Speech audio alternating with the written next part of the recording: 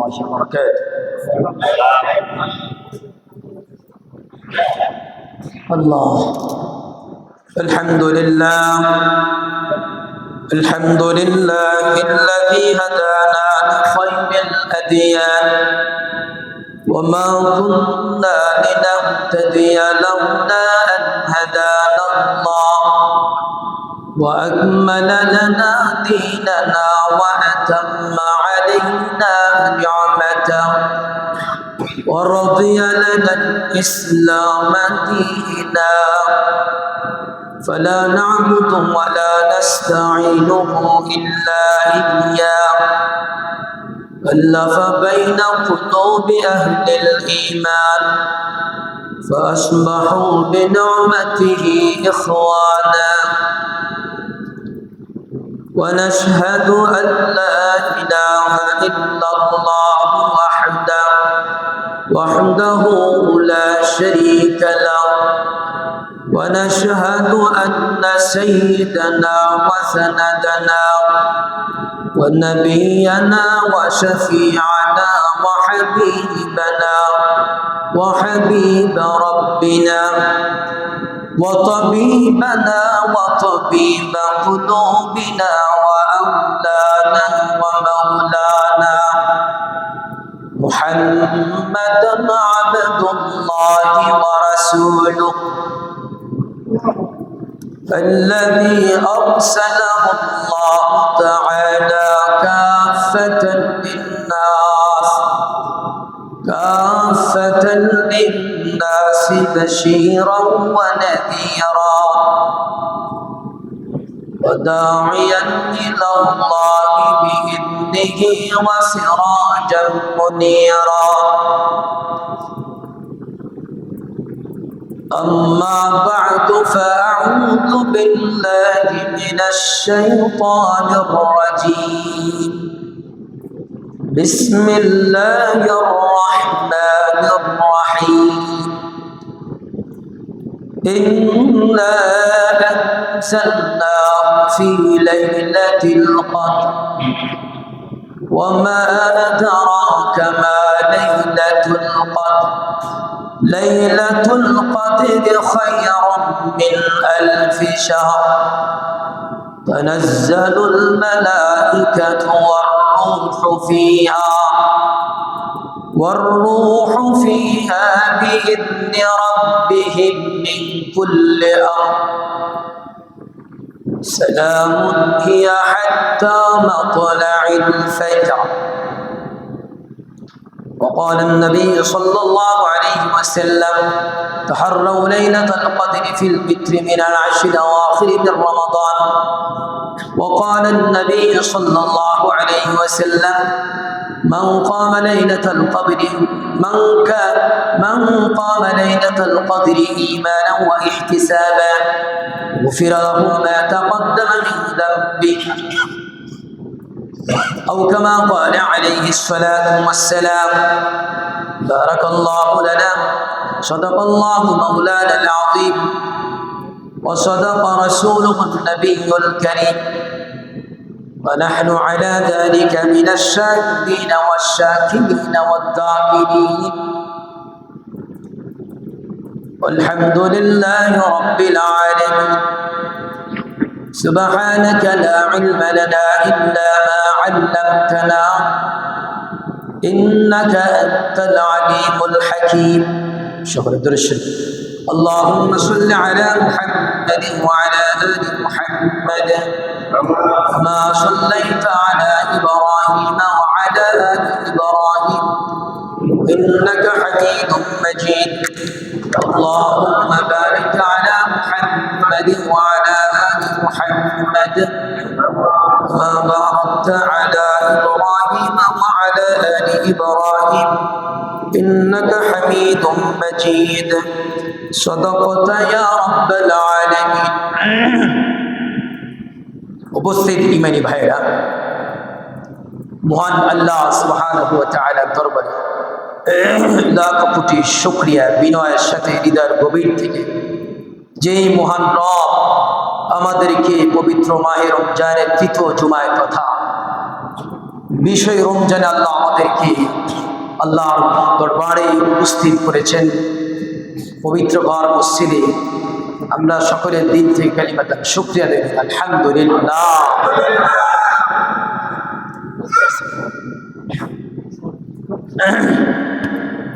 একটা কথা একটু শুরুতে বলি, আমার এটা ভূমিকার বাহিরের কথা, অপাসন।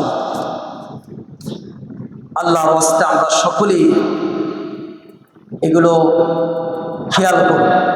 কোনো বান্দার হক আপনার চেষ্টা করো নষ্ট করুন, চেষ্টা থাকবে। এটা অনেকবার বলেছি ভাই, আপনারা কেউ কারোর জন্য অগ্রিম চায় না বিচারে। নিজের বিবেকের কাছে প্রশ্ন, হ্যাঁ আলহামদুলিল্লাহ আপনি আগে আসছেন সেটা বেশি জিনিস। কারোর জন্য ইমাম মুয়াজ্জিন ছাড়া কারোর জন্য চায় না অগ্রিম বিচারে। আপনি এখন আধা ঘন্টা পরে আসবেন, আপনি জানে বিচার রাখবে, আর একজন অনেক আজানের আধা ঘন্টা আগে আসেন সাড়ে চার বিচার রাখলে কিন্তু বসবে সে সবাই কিন্তু নিজের বিবেকে বাধা দেয়। তাহলে আপনি আর একজন হকটা নষ্ট করে সে বুঝতে পারতো আপনার নষ্ট করবেন। আপনি মসজিদের সাথে মহব্বত থাকলে আল্লাহর ইবাদত করার সেই একাগ্রতা যদি থাকে, আপনি আগে আসেন আলহামদুলিল্লাহ। আর এই কথা জুমার তো ফজিলতের মধ্যে এটা আছে, যে মসজিদে আগে ঢুকবে তাকে উট কুরবানি সওয়াব পাবে। আর আপনি যদি জানেন বিষয় রাখলো, আপনি আসেন আধা ঘন্টা পরে ওই উট কুরবানি সওয়াব পাইবেন, বরং আর একজন বান্দার হক আপনি নষ্ট করবেন। আপনি একটু মেহেরবানি করে আপনি একটু দৃষ্টি আকর্ষণ করেন, আল্লাহ আমরা একটু খেয়াল করেন। আগে যেহেতু বিষয় রাখা, আপনি আগে আসেন ভাই, আগের থেকে জুমার দিন একটা প্রস্তুতি। এছাড়া কোনো অক্তের জন্যই মেহরবানি করে জানার বিষয় রেখে এটা করেন না। আর বান্দার হকের সংক্রান্ত আমার এখনই আলোচনা, এটা বলতে গেলে বান্দার হক অত্যন্ত কঠিন। আমি আপনি যত আদর বান্দার হক নষ্ট করলে সব তাকে পরিশোধ করে আপনাকে জাহান্নামে যেতে হবে। বান্দার হক নষ্ট করে মক্কা মদিনা হজ করলে কাজ হবে। বান্দার হক নষ্ট করে ইবাদত বন্দেগী করতে করতে কপালের দাগ পড়ে গেলেও লাভ হবে না ভাই। সজাগ থেকে শুধু ছোট্ট একটা হাদিস, হুজুর সাল্লাল্লাহু আলাইহি সাল্লামের কাছে জিবরিল আলাইহিস সালাম আসলেন, হে রাসূলুল্লাহ শহীদের সমস্ত গুনাহ মাফ। আবার জিবরিল আবার আসে, হে রাসূলুল্লাহ আপনাকে কি বললাম? শহীদের সমস্ত গুনাহ মাফ, তবে ইল্লা দায়, কিন্তু ঋণ ব্যতীত, মানে বান্দার হক ব্যতীত। বান্দার হক শুধু আমরা টাকা পয়সা দিই এটা না, এগুলো আমরা বিশেষ করে খেয়াল করি। আমার কাছে অনেকে বলছে, অনেকে কষ্ট পায়, কিন্তু এটা আগে আসি সহযোগ যায় না বিচারে, মানে একটু চাই একটু বসতে, এটা করেন না ভাই। আল্লাহর হস্তে, আল্লাহর হস্তে ভাই, আল্লাহর হস্তে কেউ করেন না। সবাই আগে আগে মসজিদে আসার প্রতিযোগিতা করি, এটা করি ভাই। আচ্ছা যাই হোক, এটা সকলেই আমরা খেয়াল রাখি ইনশাআল্লাহ। তো আজকে বিষয় রমজান, তো এই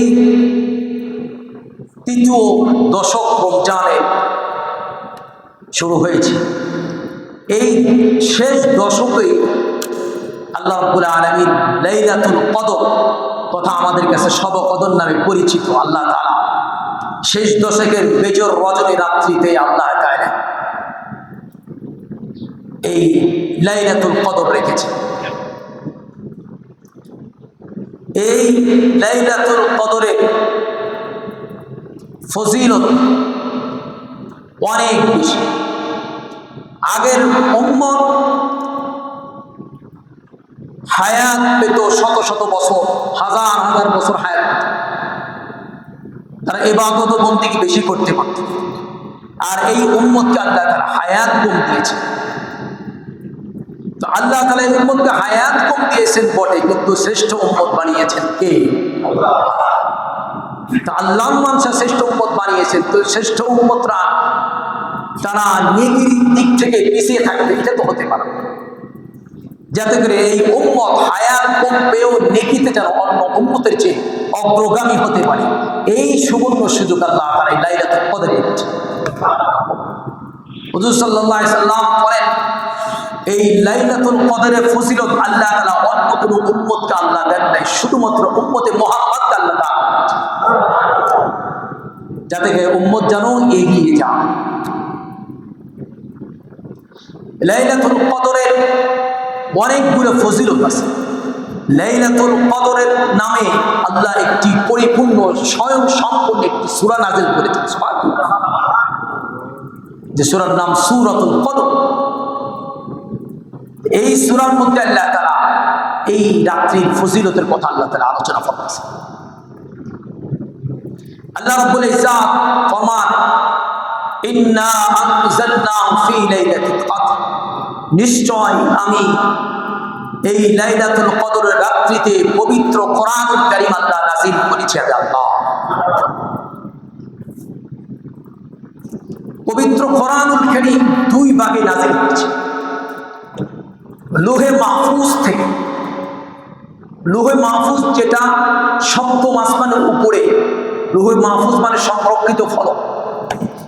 এই লোহে মাহফুজ, এই লোহে মাহফুজের মধ্যে দুনিয়া আদি থেকে নিয়ে শেষ পর্যন্ত যা কিছু ঘটেছে বা ঘটবে, এমনকি কোরআনুল কারীম আল্লাহ পবিত্র কোরআন পর্যন্ত লোহে মাহফুজে লিপিবদ্ধ আছে। এই লোহে মাহফুজ থেকে পুরা কোরআন একসাথে দুনিয়ার প্রথম আসমানে পরিপূর্ণ একসাথে নাযিল হয়েছে। আর এই পুরা কোরআন প্রথম আসমানে, দুনিয়ার প্রথম আসমানে যেমন নাযিল হয়েছে লাইলাতুল কদরে, ঠিক এই লাইলাতুল কদরে প্রথম আসমান থেকে দুনিয়াতে রাসূল কারীম সাল্লাল্লাহু আলাইহি সাল্লামের কাছে নবুয়তের 23 বছর জীবনে আস্তে আস্তে সময় মোয়াফেক বিভিন্ন সময় আস্তে আস্তে কোরআন নাযিল হয়েছে। এই কথা আল্লাহ বলেছেন যে এই কোরআনকে আমি নাযিল করেছি এই লাইলাতুল কদর। এর দ্বারা এই রমজানের যেমন ফজিলত বৃদ্ধি পায়, রমজান মাসের মর্যাদা বৃদ্ধি পায়, ঠিক এই লাইলাতুল কদর যে রাত্রে আল্লাহ কোরআন নাযিল করেছে এই রাত্রিরও মর্যাদা বৃদ্ধি পায়। কারণ হলো এই কোরআন হলো সমস্ত সফলতার চাবিকাঠি, এই কোরআন হলো সমস্ত বরকতের উৎস, এই কোরআন হলো সমস্ত সব কিছুর কল্যাণের হলো উৎস। সুতরাং এই কোরআন যে মাসে নাযিল হয়েছে, যে রাত্রি নাযিল হয়েছে, সেই রাত্রি এবং মাসের মর্যাদা বেশি হবে, এটাই স্বাভাবিক। তাহলে রমজান মাস এবং লাইলাতুল কদরের যে এত মর্যাদা, কিসের কারণে? কোরআনের কারণে। এই জন্য অন্য আয়াতে আল্লাহ তাআলা এই রাত্রিকে মুবারক রাত্র বলেছে। সূরা দুখানের মধ্যে আল্লাহ বলেছেন, ইন্না আনজালনাহু ফি লাইলাতিন মুবারাকাতিন ইন্না কুন্না মুনজিরিন, নিশ্চয় আমি কোরআন নাযিল করেছি বরকতপূর্ণ রাত্রিতে।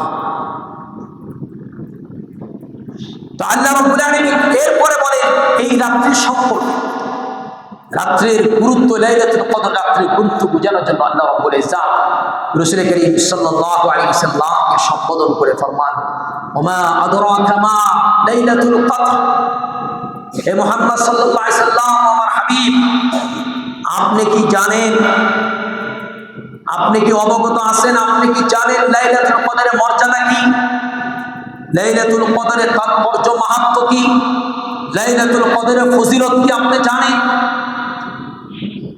কারণ রাসূল তো নিজের থেকে কিছু বলেন না, জানেন না, আল্লাহর রাসূলকে সব কিছু ওহীর মাধ্যমে জানান, আল্লাহ রাসূলকে সব কিছু ওহীর মাধ্যমে জানান। কে জানা? আল্লাহ। ওয়া ইয়ানতিকু আনিল হাওয়া ইন হুয়া ইল্লা ওয়াহয়ুন ইউহা, রাসূল নিজের থেকে মন ভরা মতো কিছু বলেন না, আল্লাহ ওহীর মাধ্যমে রাসূলকে যা জানান, যা বলতে বলেন, যা নির্দেশ প্রদান করেন, সেইভাবে তিনি কাজ করেন। হে রাসূল, আপনি জানেন লাইলাতুল কদরের ফজিলত কি? আল্লাহ তাআলা নিজেই জবাব দিলেন, রাসূলকে জানিয়ে দিলেন, লাইলাতুল কদর খায়রুম মিন আলফি শাহর। হে রাসূল, লাইলাতুল কদর এটি এমন একটি রাত্রি, যে রাত্রিতে ইবাদত করলে হাজার মাসের চেয়ে বেশি ইবাদতের সওয়াব আল্লাহ দান। কথা দেখেন আল্লাহ তাআলা বলার ভঙ্গি, বলছে হে রাসূল, লাইলাতুল কদর এমন একটি রজনী রাত্রি, যেই রাত্রিতে ইবাদত করলে হাজার মাসের চেয়েও বেশি ইবাদতের সওয়াব দিবেন। বলেন আল্লাহ হাজার মাসের সমান। তাহলে সেই হিসাবে আমরা যদি 12টা রমজান আমাদের হিসাব অনুযায়ী যে 1000 মাস 83 বছর 4 মাস, 1000 মাস 83 বছর 4 মাস। তাহলে এই হিসেবে যদি আমরা প্রত্যেকে এই হিম্মত করে 12টা রমজানে যদি ইতিকাফ বসে বা 12টা রমজানে লাইলাতুল কদর যদি পেয়ে যায়, তাহলে সেই হিসেবে সে 1000 বছর ইবাদতের চেয়ে বেশি সওয়াব সে পাবে। 1000 মাস না, কিন্তু কেউ যদি 12টা রমজান পায়, কারণ একটা 1000 মাস হলো 83 বছর 4 মাস। আর যখন একজন মানুষ লাইলাতুল কদর 12টা রমজানে লাইলাতুল কদর পেয়ে যাবে, তাহলে সে 1000 বছরের চেয়ে ইবাদতে বেশি সওয়াব পেয়ে যাবে। আমরা কি 1000 বছর বাঁচতে পারবো? আর আল্লাহ তো কোরআনে এই কথা বলেন যে 1000 মাসের সমান, আল্লাহ বলছে এর চেয়ে বেশি। তাহলে আমরা যদি 12টা রমজান পেয়ে লাইলাতুল কদর যদি আমরা পেয়ে যাই, তাহলে সেই হিসেবে আল্লাহ তাআলা আমাদেরকে 1000 বছরের ইবাদতের চেয়ে বেশি আল্লাহ সওয়াব দেবেন। কারণ আল্লাহ কত দিবেন সীমাহীন, এটা বলেন। আর আল্লাহ তো দিবেন এত অকল্পনীয়। আর আল্লাহর কোনো ভান্ডারে কোনো অভাব আছে? আল্লাহ খাজানা ভান্ডারে কোনো অভাব আছে?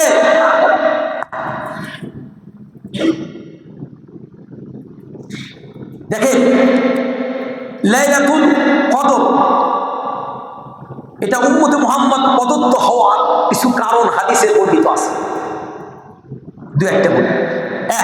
রাসূল কারীম সাল্লাল্লাহু আলাইহি ওয়াসাল্লাম একবার তিনি সাহাবায়ে কেরামের সম্মুখে বনী ইসরাঈল উম্মতের বিভিন্ন আমলের কথা বর্ণনা করতেছিলেন, আলোচনা করতেছিলেন যে এক ব্যক্তি 1000 বছর সে জিহাদে বিরামহীনভাবে কাটিয়েছে। 1000 বছর বিরতিহীনভাবে কাটাইছে। বনী ইসরাঈল 4 জন জলিল কদর নবী ঘটনা রাসূল সাল্লাল্লাহু আলাইহি ওয়াসাল্লাম বলে সাহাবায়ে হযরত আইয়ুব, হযরত জাকারিয়া আলাইহিস সালাম, হযরত আইয়ুব আলাইহিস সালাম, হিজকিল আলাইহিস সালাম, হযরত ইউশা ইবনে নূন আলাইহিস সালাম, এই 4 জন নবীর আলোচনা রাসূল কারীম সাল্লাল্লাহু আলাইহি ওয়াসাল্লাম সাহাবায়ে কিরামের সম্পর্কে আলোচনা করলেন যে এই 4 জন নবী প্রত্যেকে 80 বছর বিরামহীনভাবে আল্লাহর ইবাদত করেছেন। চোখের পলক পরিমাণ তারা গাফেল ছিলেন না। 80 বছর। এগুলো ঘটনা সাহাবায়ে কিরামের মাঝে শোনার পর সাহাবায়ে কিরামের মধ্যে হতাশা জাগে, আফসোস আসলো যে এত হায়াত পাবো না, মনটা ছোট হয়ে গেল, এত হায়াত পাবো না, আর এত ইবাদত করা সম্ভব না। তখনই আল্লাহ রাব্বুল আলামিন এই সূরা কদর নাযিল করে রাসূলকে জানিয়ে, হে রাসূল, আপনি এবং আপনার সাহাবী, আপনার উম্মত সেই বনী ইসরাঈলের 1000 বছর জিহাদে বিরামহীনভাবে কাটিয়েছে তার কথা শুনে এবং এই 4 জন নবীর কথা শুনে তাদের মনটা ছোট হয়ে গেছে। ছোট হওয়ার কিছু নেই। আল্লাহ রাব্বুল আলামিন আপনাকে, আপনার উম্মতকে এমন একটি রাত্রি আল্লাহ তাআলা দান করেছেন যে এক রাত্রে ইবাদত করলে 1000 মাসের চেয়ে বেশি ইবাদতের সওয়াব আল্লাহ দেন। তাহলে সেই হিসাবে আফসোস করে কেউ যদি 12টা যদি রমজানে 12টা লাইলাতুল কদর পেয়ে যায়, তাহলে তাদের সে এগিয়ে যাবেন, তাদের সে অগ্রগামী করে দিবেন কে? আল্লাহ। কারণ এই উম্মতকে আল্লাহ শ্রেষ্ঠ উম্মত বানিয়েছেন আমলে পিছিয়ে থাকার জন্য না, পিছিয়ে পড়ার জন্য নয়, যাতে এই উম্মত শ্রেষ্ঠ আমলেও যেন অগ্রগামী হতে পারে। এই জন্য আল্লাহ এই সুবর্ণ সুযোগ দিয়েছেন লাইলাতুল কদর। আরেকটা হাদিসের মধ্যে বাইরে শরীফের হাদিস যে এই লাইলাতুল কদর রাত্রিতে হযরত জিবরিল আলাইহিস সালাম ফেরেশতাদের এক বিরাট বাহিনী নিয়ে তিনি অবতরণ করেন এবং যে সমস্ত আল্লাহর বান্দা বান্দীরা ঈমানদার মুমিন নরনারী যারা আল্লাহর ইবাদতে মশগুল থাকে, ইবাদতে থাকে, জিবরিল আলাইহিস সালাম ফেরেশতাদের সেই বিরাট বাহিনী নিয়ে তাদের জন্য রহমতের দোয়া করতে থাকে। আর আল্লাহ তাআলা সূরার মধ্যে সেই দিকে সেই ব্যাখ্যাও বলেছেন, সে কথা বলেছেন, তানাজ্জালুল মালাইকাতু ওয়ার রূহু ফিহা বিইذনি রাব্বিহিম মিন কুল্লি আমর সালামুন হিয়া, তানাজ্জালুল মালাইকাতু ওয়ার রূহু ফিহা বিইذনি রাব্বিহিম মিন কুল্লি আমর। এই রাত্রিতে জিবরাইল আলাইহিস সালাম তার ফেরেশতাদের বিরাট বাহিনী নিয়ে আল্লাহ তাআলা এক বিশেষ রহমত নাযিল করে থাকেন। যেমন আরেকটা হাদিসের মধ্যে আছে সিদরাতুল মুনতাহা থেকে, আসমান থেকে এই রাত্রি ফেরেশতারা নাযিল হয়। একটা হাদিসের মধ্যে আছে জিবরাইল আমিনকে আল্লাহ রাব্বুল আলামিন সিদরাতুল মুনতাহা থেকে ৭০,০০০ ফেরেশতাদের দলবল নিয়ে দুনিয়াতে অবতরণের নির্দেশ প্রদান করেন এবং জিবরাইল আলাইহিস সালাম তিনি এই দলবল নিয়ে ৭০,০০০ ফেরেশতা নিয়ে নূরের ৪টি পতাকা নিয়ে দুনিয়াতে অবতরণ করেন। নূরের এই ৪টি পতাকা ৪টি স্থানে স্থাপন করেন, উত্তোলন করেন। এক হলো বাইতুল্লাহ শরীফে, ২ হলো মসজিদে নববীতে, ৩ হলো বাইতুল মুকাদ্দাস, ৪ হলো তুরে সাইনা মসজিদ, যেটা মুসা আলাইহিস সালামের সাথে আল্লাহ কথা বলেছেন সেই পাহাড়ে। এই ৪টা স্থানে জিবরাইল নূরের পতাকা উত্তোলন করেন এবং জিবরাইল আলাইহিস সালাম এই ৭০,০০০ ফেরেশতা নিয়ে পৃথিবীর সব জায়গায় ছড়িয়ে পড়েন এবং প্রত্যেক মুমিন নর-নারীদের গৃহে ঘরে প্রবেশ করেন জিবরাইল আলাইহিস সালাম এবং তাদের দুয়ার সাথে আমিন বলতে থাকে। তবে ওই সমস্ত গৃহে ঘরে জিবরাইল আলাইহিস সালাম ফেরেশতাদের প্রবেশ করেন না যে ঘরে কুকুর শুকুর এবং প্রাণীর ছবি থাকে, জেনাকারী, মদ্যপায়ী, সুদখোর, ঘুষখোর, তাদের ঘরে এই জিবরিল আমিন এই দলবল নিয়ে প্রবেশ করেন না। আরেকটা হাদিসের মধ্যে আসছে যে হযরত কাব রাদিয়াল্লাহু তাআলা আনহু বর্ণিত যে জিবরিল আমিন এই রাত্রিতে মুমিনদের সাথে মুসাফা করে। সুবহানাল্লাহ জোরে কর। এখন কথা হলো মুসাফা করে কিভাবে বুঝবেন? এটা আলামত হলো যার সাথে মুসাফা করেছে বোঝা যাবে বা উপলব্ধি করা যাবে সে যদি এই রাত্রিতে আল্লাহর ভয়ে, জাহান্নামের ভয়ে, নিজের অপরাধ গুনাহের কথা স্মরণ করে চোখ দিয়ে চর্চার করে আল্লাহর ভয়ে কান্নাকাটি করতে থাকে, বুঝতে হবে হাদিসের ভাষায় তার সাথে জিবরিল আমিন মুসাফা করেছে। এটা হলো আলামত। হযরত আনাস রাদিয়াল্লাহু তাআলা আনহু থেকে হাদিস বর্ণিত যে রাসূল করিম সাল্লাল্লাহু আলাইহি ওয়াসাল্লাম সাহাবায়ে কিরামকে বলেছেন এমন একটি মাস ফজিলতপূর্ণ রমজান মাস আসছে, এই মাসের মধ্যে এমন একটি রজনী রাত্রি আছে এই রাত্রিতে ইবাদত করলে হাজার মাসের ইবাদতে বেশি সওয়াব পাওয়া যায়। রাসূল করিম সাল্লাল্লাহু আলাইহি ওয়াসাল্লাম ফরমান যে লাইলাতুল কদরের রজনী রাত্রি থেকে বঞ্চিত হলো সে সব ধরনের কল্যাণ থেকে বঞ্চিত হলো।